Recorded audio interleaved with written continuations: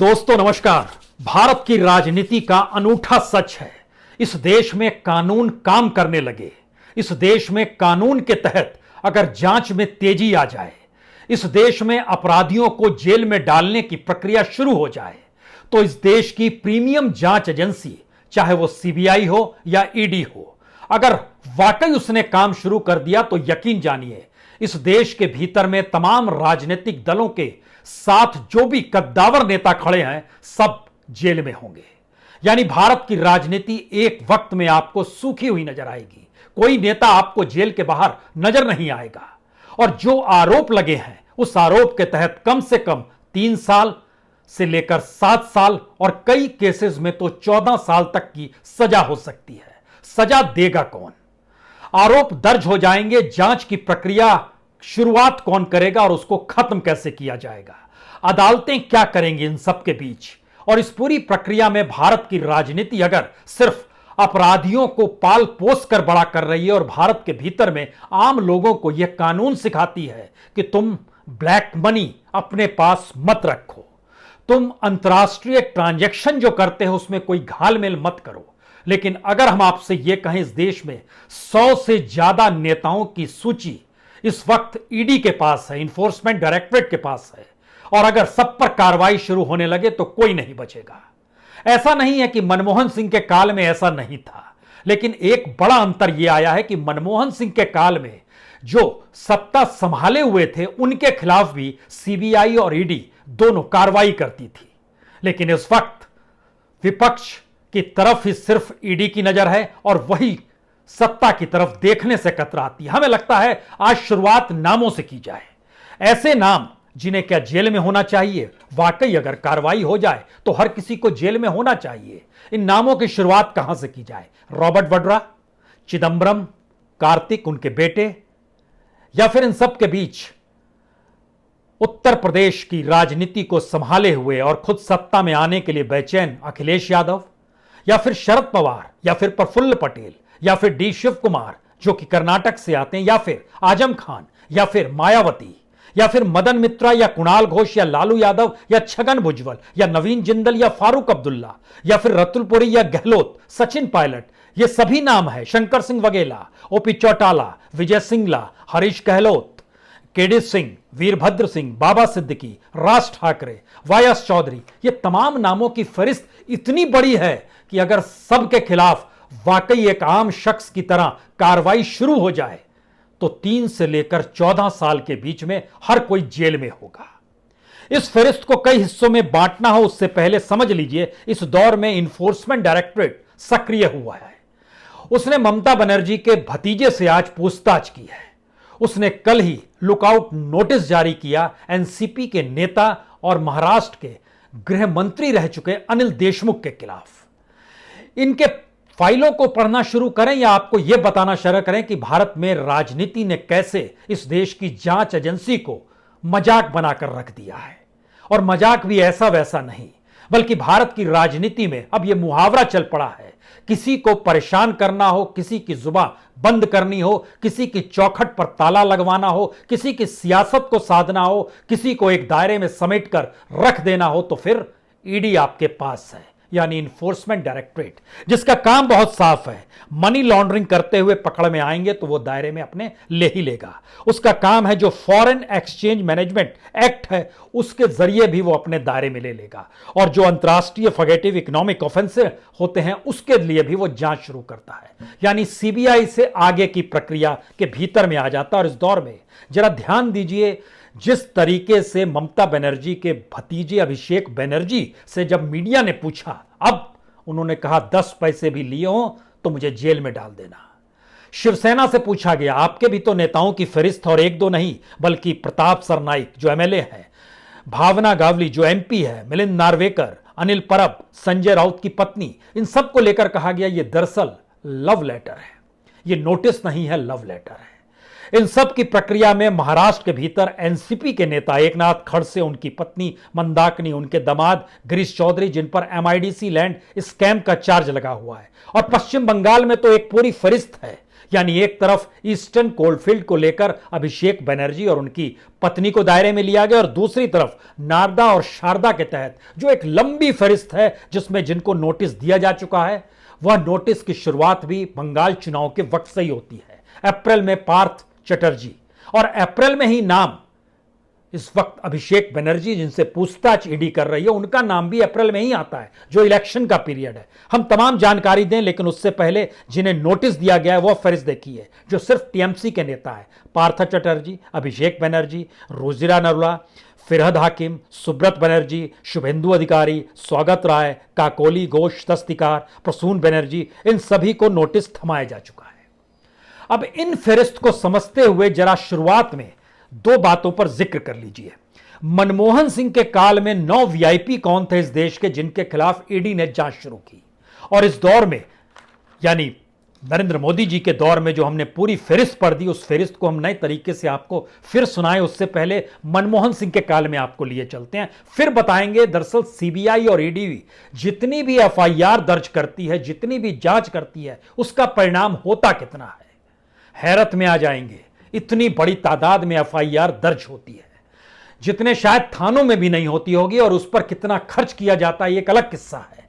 लेकिन मनमोहन सिंह के काल में जो नाम आपके जहन में आएगा उसमें आएगा सुरेश कलमाड़ी, कांग्रेस के ही नेता थे। 2010 सीडब्ल्यूजी स्कैम मनी लॉन्ड्रिंग के तहत थे। उसके बाद नया नाम था दयानिधि मारन का और कलानिधि मारन का, जो कि मनी लॉन्ड्रिंग, जो कि एयरसेल मैक्सिस का मसला था, उसके मातहत उनसे पूछताछ शुरू हुई थी। उसके बाद कनिमोझी याद आपको आएगा, 2G स्पेक्ट्रम।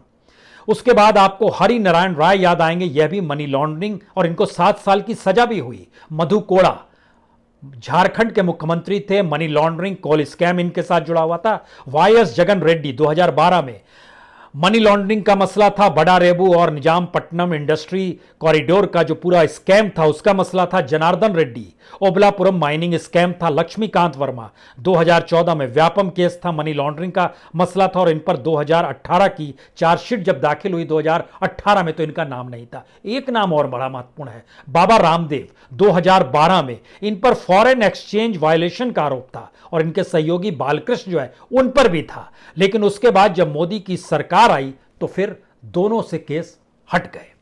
उसके बाद मोदी सरकार ने, यानी इस पूरी फहरिस्त में आपने देखा कई कांग्रेसियों के नाम हैं जो वीआईपी के तौर पर जिनकी पहचान है, और इस पूरी फहरिस्त में कुछ नाम ऐसे भी आते हैं जो एक पीरियड में नाम थे लेकिन सत्ता में आने के बाद वो नाम गायब हो गए। उसमें एक नाम देश के केंद्रीय मंत्री नारायण राणे का भी है, जो हाल में महाराष्ट्र में एक रात के लिए गिरफ्तार हुए थे। हालांकि रात में उनको जमानत मिल गई। नारायण राणे पर भी मनी लॉन्ड्रिंग का केस है, एक पीआईएल जो मुंबई हाईकोर्ट में हुई थी, लेकिन उसके बाद जब वह बीजेपी के साथ आ गए तो इन्फोर्समेंट डायरेक्टरेट ने अपनी जांच स्लो कर दी। इसी तरीके से टीडीपी के एमपी हुआ करते थे वाईएस चौधरी, जिसका हमने जिक्र किया। ये बैंक लोन फ्रॉड का मामला था। 316 करोड़ की संपत्ति इनकी अटैच भी की गई, लेकिन जब ये बीजेपी जब इन्होंने ज्वाइन की तो इनको कोई तंग नहीं करता है। भारत के भीतर में शायद ऐसी स्थिति किसी जांच एजेंसी के साथ नहीं आती है कि जब वो सत्ता के अनुकूल जांच शुरू करे, सत्ता के अनुकूल जांच रोक दे। एफआईआर दर्ज इतनी ज्यादा करे और उस एफआईआर पर कब किसकी फाइल खोलनी है इसको लेकर वो बैठा रहे और सत्ता के इशारे का इंतजार करता रहे। हमें लगता है शायद बाबुओं को दोष देना ठीक नहीं है। भारत की राजनीति और सत्ताधारी जो इस देश में कानून बनाते हैं, अगर वही कानून को अपने हाथ में किसी गेंद की तरह उछालने लगे तो फिर इस देश में कानून का राज हम कैसे मानेंगे। बहरहाल इससे जरा निकलिए, क्योंकि इस देश के भीतर में बहुत सारे ऐसे मुद्दे इन सब के बीच निकल कर आए कि आखिर कितने मामले हैं इस देश में जिसको लेकर कहा जाए कि दरअसल कार्रवाई होती है। ईडी का रिकॉर्ड बतलाता है 2005 से लेकर 2019 तक सिर्फ 15 लोगों का ही गुनाह साबित हुआ, उसमें एक फॉर्डर स्कैम भी आता है। 2005 से लेकर 2020 तक की परिस्थिति इस देश में क्या रही। मनी लॉन्ड्रिंग के मामले में 2500 केस रजिस्टर्ड किए गए, 164 लोगों को अरेस्ट किया गया, लेकिन यह मत पूछिएगा किसी को सजा हुई या नहीं हुई। फेमा के तहत 16,000 केसेस दर्ज किए गए और सिर्फ 18 कन्विक्शन उसमें निकल कर आए। सबसे ज्यादा केसेस दर्ज 2017-18 में हुए, 3627 केसेस। हम जब इन बात का जिक्र कर रहे हैं तो इसके साथ ईडी को एक और अधिकार है, वो संपत्ति जो एसेट्स होते हैं उनको वह जब्त कर लेती है।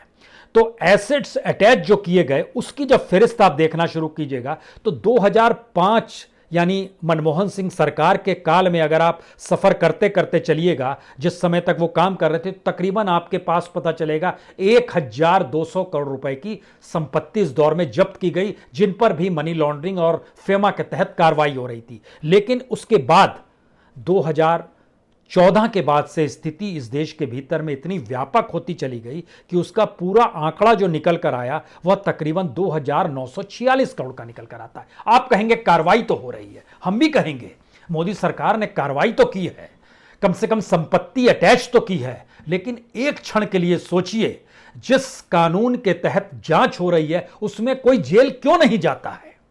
और यह कैसी कानूनी प्रक्रिया है जो इतनी लंबी चलती है? क्योंकि मुहावरे गढ़े गए हैं, अगर न्याय वक्त पे ना मिले तो वो न्याय नहीं होता है। कानून में कार्रवाई करते वक्त डिले नहीं होना चाहिए। लेकिन रॉबर्ट वड्रा सीबीआई ईडी के रडार में आई, कई लैंड डील्स का जिक्र था, 8 बार पूछताछ हुई, जो उनका ऑफिस है स्काईलाइट हॉस्पिटैलिटी वहां पर छापा मारा गया, कुछ एसेट्स को अटैच कर लिया गया, सीबीआई कोर्ट ने उसको एंटीसिपेटरी बेल दे दी, ईडी ने चैलेंज करने के लिए हाई कोर्ट का दरवाजा खटखटाया। अब आपको समझ में आ रहा होगा, एक तरफ जांच, दूसरी तरफ उसी जांच या उसी एजेंसी का अदालत, और उसके बाद हाई कोर्ट और सुप्रीम कोर्ट अलग से। यह पूरी प्रक्रिया, कानूनी प्रक्रिया, जो सत्ता के निकट होगा, जो पावरफुल होगा, उसको इस इकोनॉमिक खांचे में कोई ढकेल नहीं सकता है, इकोनॉमिक एस्पेक्ट में घालमेल करने के बावजूद भी। अब जब इस परिस्थिति में आते हैं तो हमें लगता है 2 नाम और जिक्र करने चाहिए, मुकुल राय और हेमंत विश्व शर्मा। शारदा चिटफंड में इनका भी नाम था, बीजेपी में चले गए तो ईडी ने जांच स्लो कर दी। स्लो करने के साथ साथ मुकुल राय दोबारा टीएमसी में लौटे हैं, लेकिन अभी उनकी फाइल खुली नहीं है। अब सवाल यह है कि इस देश के भीतर में जितनी बड़ी तादाद में ये सारे काम हो रहे हैं, तो क्या करप्शन सीबीआई के भीतर भी है? क्योंकि जब अनिल देशमुख का मसला आया तो उसमें बहुत साफ तौर पर कहा गया कि दरअसल जो जांच हो रही है उसमें सीबीआई के एक इंस्पेक्टर को अनिल देशमुख के वकील ने घूस में एक आईफोन दे दिया और कहा कि इसी से जानकारी देना कि दरअसल क्या जांच हो रही है, और उसने जांच में भेजा कि दरअसल कुछ भी नहीं मिला है, ये यूं ही जांच कर रहे हैं और पॉलिटिकल दबाव में जांच कर रहे हैं। उसको घूस लेने के आरोप में गिरफ्तार कर लिया गया, वकील को घूस देने के आरोप में गिरफ्तार कर लिया गया, और जो सूचना लीक हुई थी जिसमें था कि क्या वाकई महाराष्ट्र के पूर्व गृह मंत्री अनिल देशमुख के खिलाफ कोई मामला नहीं बन रहा है, वो मामला रफू चक्कर हो गया। जाहिर है घूस लेना देना दोनों अपराध है, लेकिन इसके दायरे में जो मनी लॉन्ड्रिंग का पूरा मसला जिसको ईडी टटोल रहा है, उसके बारे में जब वो जानकारी दे रहा है वहां का इंस्पेक्टर, कुछ नहीं मिला तो ये मामला दबा दिया गया। अब इसकी दूसरी स्थिति यह है कि जब हम अभिषेक बनर्जी, जो ममता बनर्जी के भतीजे हैं, उनकी फाइल देखें तो इससे पहले कभी कोई फाइल नहीं खुली। एक झटके में इलेक्शन के पीरियड में अप्रैल में जो बांकुरा पुलिस स्टेशन के अशोक कुमार हैं, उन्होंने एक दर्ज किया बयान, कहा कि हमने पूछताछ की एक विनय मिश्रा नाम के शख्स से, वह व्यक्ति के संबंध अभिषेक मिश्रा से नजदीक के हैं, अभिषेक बनर्जी के करीब के हैं, और तकरीबन 1.5 करोड़ रुपए का जो ट्रांजैक्शन हुआ, 1.5 करोड़ रुपए जो ट्रांजैक्शन हुआ कोलकाता से दिल्ली तक आया, लेकिन बैंकिंग एस्पेक्ट से नहीं आया। किन रास्तों से आया नहीं कह सकते हैं। फिर उनकी पत्नी को दायरे में लिया गया, कहा गया कि इसके बाद यह जानकारी मिली कि अनुप मांझी और विकास मिश्रा, विकास जो विनय के भाई हैं, इनकी गिरफ्तारी की गई, और सारी जानकारी में आया कि कुछ पैसा और भेजा गया। उसमें 2 अलग अलग एड्रेस थे, कोई थाईलैंड का एड्रेस था, कोई लंदन का एड्रेस था, जो कि अभिषेक बनर्जी के पत्नी के परिवार से जुड़े हुए एड्रेस थे। तो इनके खिलाफ भी कार्रवाई शुरू कर दी जाए। ये कार्रवाई के तौर तरीके हम सिर्फ आपको बतला रहे हैं।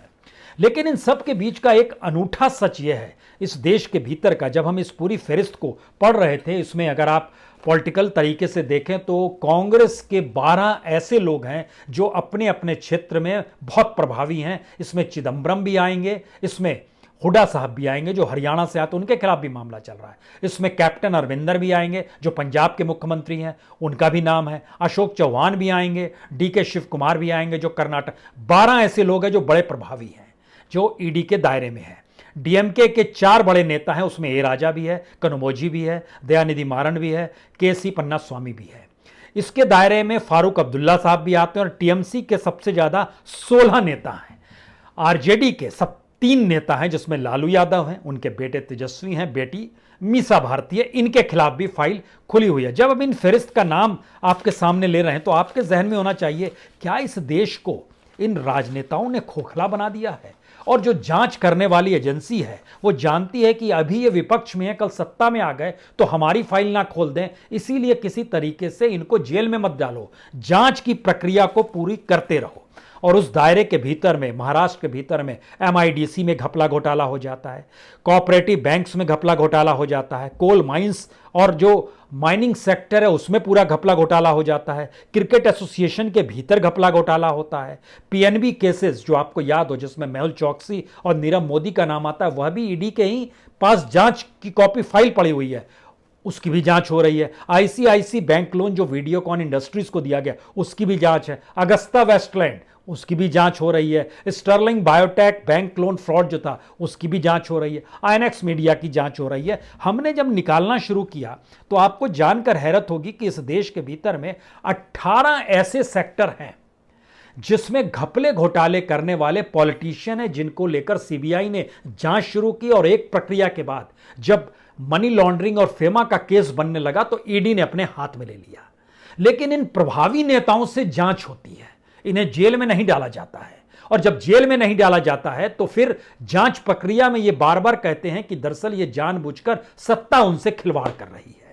आप इस पूरी फहरिस्त में बीजेपी के एक भी नेता का नाम नहीं देखेंगे, यानी इतनी ईमानदार पॉलिटिकल पार्टी ने कोई घपला घोटाला नहीं किया, सत्ता में रहने के वक्त भी और सत्ता के अलावे बाहर रहते हुए भी। लेकिन विपक्ष के वो सारे दल जो जब सत्ता में थे तब भी उनके खिलाफ जांच की प्रक्रिया शुरू हो गई और जब वो विपक्ष में है तो भी उनके खिलाफ जांच चल रही है। ये जांच की प्रक्रिया हम और आप अगर समझने की कोशिश करें कि हम लोग के ऊपर कोई केस हो जाए तो उसके बाद क्या क्या हो सकता है। हो यह सकता है कि हम लोग का पासपोर्ट जब्त कर लिया जाए, हो सकता है ये हमारी आवाजाही बंद कर दी जाए, हो सकता है हमारे ऊपर बंदिशें लगा दी जाए। लेकिन इन नेताओं को विशेषाधिकार होता है। ना तो उनका पासपोर्ट जब्त किया गया और जब लुकआउट नोटिस जब जारी किया गया अनिल देशमुख के खिलाफ तो यह कहकर किया गया कि हमने 5 बार उनको सम्मन भेजा, वह नहीं आए। और उनका कहना अनिल देशमुख का, एक तो मेरे खिलाफ कोई मामला नहीं, दूसरा मुझसे पूछताछ ही करनी है तो आप सामने वीडियो कॉन्फ्रेंसिंग के जरिए पूछताछ कर ली और इसको लेकर उन्होंने अदालत में एक अर्जी भी दी हुई है। तीसरी बड़ी बात यह है कि लुकआउट नोटिस उसके लिए होता है जो फरार हो रहा हो। तो क्या अनिल देशमुख फरार हो रहे हैं? और अगर जो फरार होने की परिस्थितियां में लुकआउट नोटिस जारी किया जाता है तो इसका मतलब है उसे बड़े सीरियस क्रिमिनल चार्जेस के तौर पर देखा जा रहा है। तो क्या उन्हें देखा जा रहा है? और इन तमाम नामों में, जिन नामों का हम आपसे जिक्र करते चले गए थे, इस फहरिस्त को पढ़ते वक्त हमें लगता है कि भारत के भीतर में कम से कम उत्तर प्रदेश में अखिलेश यादव और मायावती, बिहार में लालू यादव और उनका परिवार, कर्नाटक में, तमिलनाडु में, महाराष्ट्र में, मध्य प्रदेश में, इन तमाम जगहों पर जो विपक्ष की राजनीति संभालने वाले हैं उनका पूरा सुपड़ा साफ हो जाएगा। सभी आपको जेल में नजर आएंगे। हरियाणा को भी जोड़ लीजिए क्योंकि उसमें हुडा साहब का नाम भी है, बीएस हुडा, उनका भी नाम उसमें जिक्र किया गया। ईडी ने जो जांच कर रही है, नवीन जिंदल का भी जिक्र किया गया है। ये सारे नामों को लेकर कुछ सवाल हैं, क्या भारत की राजनीति के भीतर में क्रिमिनल जो है वह क्रिमिनल क्राइम करने के बाद पॉलिटिक्स में आए या पॉलिटिक्स में आने के बाद क्राइम करे? ये दोनों परिस्थितियां उसको सजा नहीं दिलाती हैं। तो क्या जो एक सोच कर बनाया गया इस देश की जांच एजेंसी हम सीबीआई को बना रहे हैं, सोच कर बनाया गया 57 में हम इन्फोर्समेंट डायरेक्टरेट बना रहे हैं जिससे इस देश में इकोनॉमिक ऑफेंसेस ना हो, लेकिन संयोग में उसमें तेजी आती चली गई। और तेजी की रफ्तार, हमें लगता है वो डॉक्यूमेंट बड़ा शानदार है कि तेजी की रफ्तार क्या होती है। सीबीआई इस देश भर में तकरीबन 100 से ज्यादा उसके ऑफिसेस काम करते हैं। ईडी के जो ऑफिसेस हैं वो 49 ऑफिसेस हैं। महत्वपूर्ण यह है कि जो केसेस दर्ज किए गए उस केसेस दर्ज में जो दूसरों को जो सजा होनी चाहिए थी, सीबीआई के भीतर जो क्रिमिनल चार्जेस उनके अपने अधिकारियों पे लगा, उसमें 7 आईपीएस भी हैं जो डेपुटेशन पे सीबीआई ज्वाइन किए थे। उनके खिलाफ कुल मिला के 10 साल का जब आंकड़ा निकल कर आया तो पता चला कि 60 केसेस दर्ज किए गए अपने ही अधिकारियों को लेकर, 4 कन्विक्ट भी हो गए। और जो खास तौर से जो करप्शन के चार्जेस थे, उसमें 36 सीबीआई ऑफिसर्स फंसे 2017-2019 के बीच में, और ये 2016 से 19 के बीच में लगभग 23 केसेस ऐसे थे जिनके ऊपर जांच की प्रक्रिया शुरू कर दी गई अपने ही अधिकारियों को लेकर। दूसरा सवाल था, आखिर कितनी बड़ी तादाद में सीबीआई काम करती है और ईडी किस रूप में उसका केस लेती है। आपको जानकर हैरत होगी कि 2000 यानी 4 साल 8 महीने, हमने 2017 से इस डाटा को लिया है, 2017, 2018, 2019, 20 और 2021 के अगस्त तक का 4 साल 8 महीने में 3205 एफआईआर दर्ज सीबीआई ने की है। यानी दिन के लिहाज से समझिए तो कुल मिला के 1700 दिन होते हैं, हर दिन 2 एफआईआर सीबीआई दर्ज कर रही है। यहां पर अगला सवाल होगा, कन्विक्शन रेट क्या है? 3% कन्विक्शन रेट है और कमोवेश यही रेट ईडी का भी है। यानी सजा नहीं दिला पाएंगे लेकिन कार्रवाई जारी रखेंगे। और इस देश के भीतर जिस तरह से ईडी और सीबीआई की मौजूदगी राजनीतिक हथियार के तौर पर काम कर रही है या राजनीतिक प्यादे के तौर पर काम कर रही है, यह आप सोचिए। लेकिन एक बात तय है कि अगर इन सभी लोगों को जिनके नाम हमने लिए, उसमें सुप्रीम कोर्ट को जो सौंपी गई है ईडी की फहरिस्त, उसमें 100 पॉलिटिशियंस के नाम है, अगर ये सभी के खिलाफ किसी एक आम आदमी की तर्ज पर केस शुरू हो जाए, जांच शुरू हो जाए और सजा हो जाए, तो भारत की राजनीति के भीतर से विपक्ष पूरी तरह गायब हो जाएगा। इस राजनीति ने एक मंत्र दिया है, जब आप सत्ता में आए तो फिर आप भी वैसी ही कार्रवाई करें। चिदंबरम के खिलाफ कार्रवाई हुई, उनको थाने में गुजारना पड़ा, उनको जेल जाना पड़ा। चिदंबरम जिस वक्त इस देश के गृह मंत्री थे, उस वक्त इस वक्त के गृह मंत्री जो अमित शाह थे, उनकी फाइल एक फर्जी इनकाउंटर के मद्देनजर सोहराबुद्दीन केस में गृह मंत्रालय ने खुलवाई थी और उस अभी के गृह मंत्री को उस वक्त जेल जाना पड़ा था। यह सियासत है और इस देश की जांच एजेंसियों से खिलवाड़ है क्या? और इस देश की जांच एजेंसियों के मद्देनजर अब सुप्रीम कोर्ट ने कहा है कि सीबीआई अपनी सफलता बताए, सारे केस सीबीआई को सौंप दिए जाते हैं। और झारखंड में जब एक जज की हत्या हो गई, उसकी भी रिपोर्ट अभी तक नहीं आ पाई है। इसको लेकर पूरे तरीके से जजेस के भीतर आक्रोश है। सीबीआई ये कैसी जांच कर रही है? झारखंड हाईकोर्ट में यह मामला परसों उठा और उन्हें जिक्र किया, सीबीआई की जांच भी ऐसी होती है क्या? सवाल 3 है, इस देश की राजनीतिक सत्ता क्या इस देश में कॉन्स्टिट्यूशन के तहत जो चेक एंड बैलेंस था उसे खत्म कर चुकी है?